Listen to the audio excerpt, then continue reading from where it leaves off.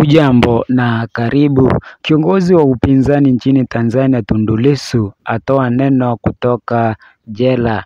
Amesema kuwa mimi siwezi nikakaa nikafanya mazungumzo na dikteta Samia Suluhu Hassan.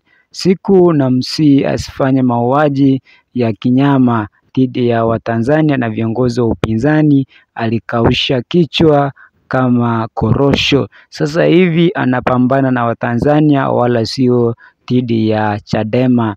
Mimi nitaendelea kukaa gerezani, maana kuzungumza na Samia Suluhu Hassan itakuwa ni kusaliti wananchi ambao wanapigania uhuru wao.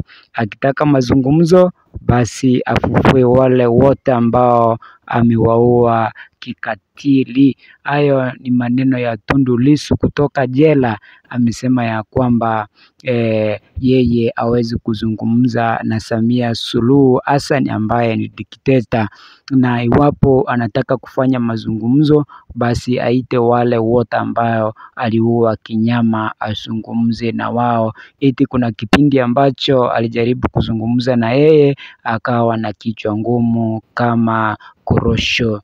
Langu jina la salia kuwa Maskini Msomi, na hiyo ndio habari ambao nakusukumia kutoka nchi jirani ya Tanzania, ambapo tumeona ya kwamba kuna maandamano ya siku 4 sasa baada ya Mama Samia Suluhu kutangazwa kama rais wa Jamhuri ya Tanzania. Lakini tumeona ya kwamba hali ni tete, hali si nzuri. Kuna watu ambao wamekimbia makwao, kiwemo akina Diamond Platnumz na familia yake wamekimbia kwa kuhofia usalama wao. Pia mali yao imechomwa. Tumeona ya kwamba Wasafi TV ilipatwa kuchomwa. Pia tumeona ya kwamba majumba ya Mwijaku pia yaliteketezwa. Hayo ndio mambo ambayo yanatendeka nchini Tanzania.